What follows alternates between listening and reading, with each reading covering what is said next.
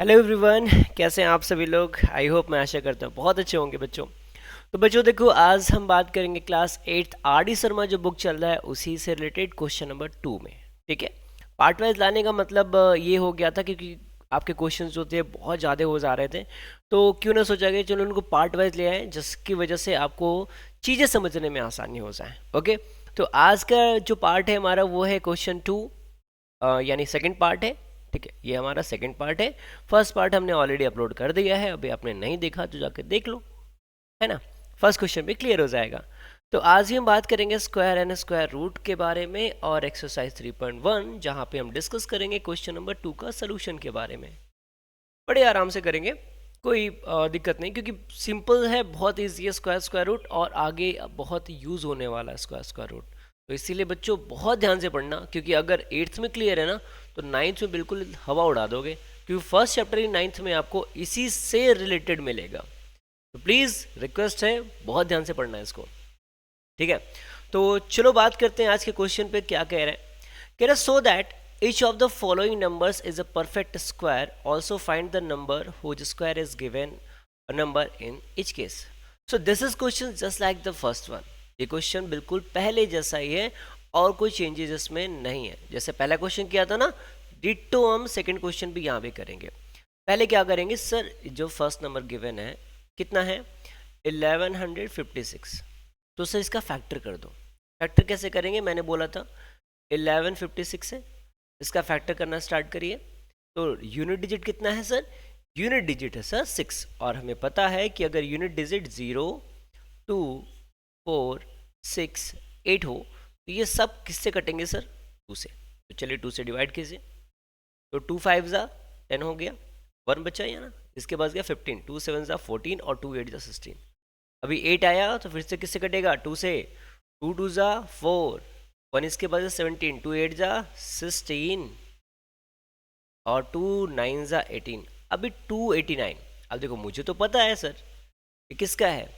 देखो अभी समझो ऐसे, अब थोड़ा सा मैं एक ट्रिक आपको बता रहा हूँ, देखना बेटा।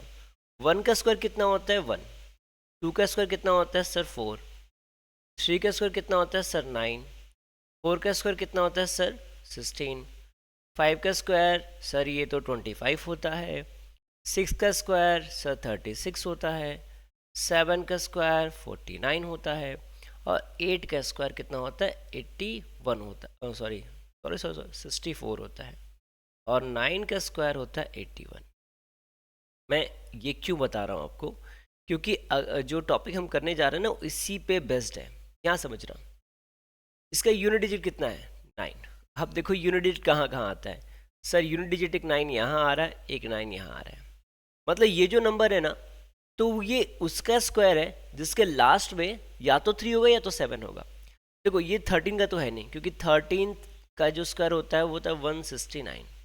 तो क्या ये 17 का है, चेक करते हैं। 17 और 17 का मल्टीप्लाई करें, 7 7 जा 49 का 9, कैरी आया 4, 7 1 जा 7, 7 4 11, और 1 7 जा 1 1 जा 9, 2, सॉरी 9 8 एंड 2, 289। क्यों बच्चे, हुआ ना, बिल्कुल। तो देखो ये कुछ चीज़ें तो आपको याद करनी पड़ेंगी एटलीस्ट, कम से कम। मैं कम से कम की बात कर रहा हूँ, ज़्यादा से ज़्यादा कितना भी आपको 20 तक का स्क्वायर तो याद होना चाहिए बच्चों। ठीक है, चलो। तो ये 17 का स्क्वायर था, आ गया 17, और ये 17 से 1, तो यानी इसका फैक्टर कितना हुआ सर, इसका फैक्टर हुआ 2 इंटू 17 इंटू 17। देखो कोई भी किसी का परफेक्ट स्क्वायर है ना तो वो क्या होगा, दो पेयर का एक पेयर बाहर निकलता है। तो ये जो पेयर बनाइए यहाँ पे, एक पेयर ये बना दीजिए और दूसरा इन दोनों का, तो 2 इंटू 17 इंटू 2 इंटू 17, तो ये कितना आ जाएगा सर, ये होएगा 34 इंटू 34।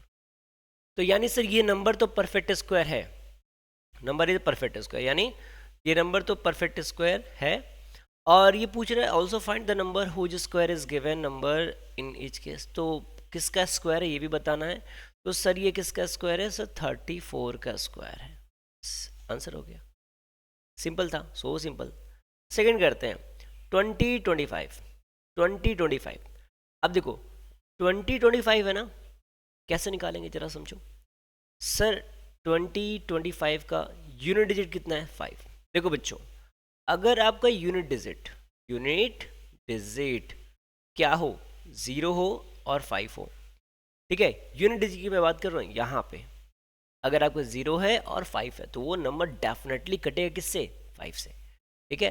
तो चलिए इसको 5 से डिवाइड करते हैं। तो 5 4 ज़ा 20 और यहाँ पे 0 आ जाएगा, 5 5 ज़ा 25। फिर से 5 से, 5 8 ज़ा और 5 1 ज़ा। अब तो ये सबको पता है, कहते हैं ना अक्खा पब्लिक को पता है 81 किसका स्क्वायर है बेटा, ये 9 का। 9 9 ज़ा 81 और 9 1 ज़ा 9। तो हमारे पास ये जो 2025 है उसका फैक्टर क्या हुआ, उसका फैक्टर हुआ 5 इंटू 5 इंटू 9 इंटू 9। तो भैया सब पेयर बना दो, तो एक 5 के साथ एक 9 रख दो और एक 5 के साथ एक 9 रख दो, तो मतलब हो गया 45 इंटू 45। हो गया सर सिंपल, बिल्कुल सर। तो यानी ये किसका स्क्वायर है सर, ये है 45 का स्क्वायर और ये परफेक्ट स्क्वायर नंबर है। बोलो कितना टफ था, अरे भैया इजी है, आप लोग भी कर लेगा। चलिए अभी बात करते हैं, हाँ 11641, ठीक है। थर्ड क्वेश्चन है आपका 14641, ओके। अब यूनिट डिजिट इसका देखो कितना है भाई साहब, इसका यूनिट डिजिट है 1, यूनिट डिजिट है 1। तो अब इसको डिवाइड करने वाला सबसे बड़ा सवाल आता है, क्योंकि जब यूनिट डिजिट 1 आता है तो प्रॉब्लम फंसती है। चलो पहले अब इनको देखते हैं, सर 2 से तो कट नहीं रहे, 3 से चेक करते हैं। 3 से कैसे चेक करेंगे, इन सबको ऐड कर दो, 1 प्लस 4 प्लस 6 प्लस 4 प्लस 1, तो 6 4 10, 10 1 11, 11 4 15 1 16, मतलब 16 आ रहा है, मतलब से 3 से भी नहीं कटेगा। यानी 2 से नहीं कटा, 3 से नहीं कटा, 4 से तो वैसे नहीं कटेगा, 5 से नहीं कटेगा क्योंकि यूनिट डिजिट आपका नहीं है 5 से, 6 से नहीं कटेगा क्योंकि 2 और 3 से नहीं कटा। अभी 7 से चेक करते हैं, तो 7 से चेक करने के लिए 1 का ट्वाइस कर दो, तो 2 हो गया, तो बच्चा कितना 1 4 6 4। इसको 7 से डिवाइड करो, तो आई थिंक ये नहीं जाएगा, 7 2 ज़ा 14 कट गया, 7 62 नहीं कट रहा, मतलब 7 से भी नहीं कट रहा है, 9 से भी नहीं कटेगा क्योंकि जब 3 से नहीं कटा तो 9 से नहीं कटेगा, 10 से कोई सवाल नहीं। 11 से चेक करते हैं, तो 11 से क्या करेंगे, पहले इसके ऑड नंबर को ऐड करेंगे, तो 4 4 8 हो गया और 6 1 7 1 8 8 हो गया। बिल्कुल सर, ये कट रहा है सर 11 से। बेटा ये सारी डिविजिबिलिटी रूल है जो मैं यहाँ पे अप्लाई कर रहा हूँ, ये सारा का सारा डिविजिबिलिटी रूल है, ये आपको पता होना चाहिए। अगर नहीं पता तो फिर मुझे कमेंट करो, सर बता दो कि एक बार डिविजिबिलिटी रूल आप बता दो सर, तो हम आपको बता देंगे, ठीक है। तो हम क्या करेंगे, इसको 14641 को 11 से डिवाइड करना स्टार्ट करते हैं। चलिए 11 से डिवाइड करते हैं, 11 वन सा 11, बच्चा कितना यहाँ पे सर, बच्चा यहाँ पे 3, ये हो गया 36, 11 3 ज़ा 33, सर यहाँ 33 बचा, यानी 6 में से 34 हो गया, 11 3 ज़ा 33, 1 बचा, 11 वन ज़ा 11। अब ये फिर से कट रहा है 11 से, 11 वन ज़ा 11 और उसके पास 2 हो गया, 23 हो गया, 11 2 ज़ा 22, 1 बचा, 11 वन ज़ा 11 और फिर से 11 का करेंगे तो यहाँ पे 11 और 11 से 1। इट मीन्स सर ये जो नंबर है वो किसका है, 11 इंटू 11 इंटू 11 इंटू 11। भाई सब कितनी बार 11 हो गया सर, 4 टाइम, तो एक इसको रख दो एक इसको रख दो, 11 का 11 से मल्टीप्लाई करेंगे आएगा 121 और 11 का 121, यानी सर ये भी स्क्वायर है, और किसका स्क्वायर है, 121 का स्क्वायर है ये, ओके। तो ये भी क्वेश्चन आपका सॉल्व हो गया।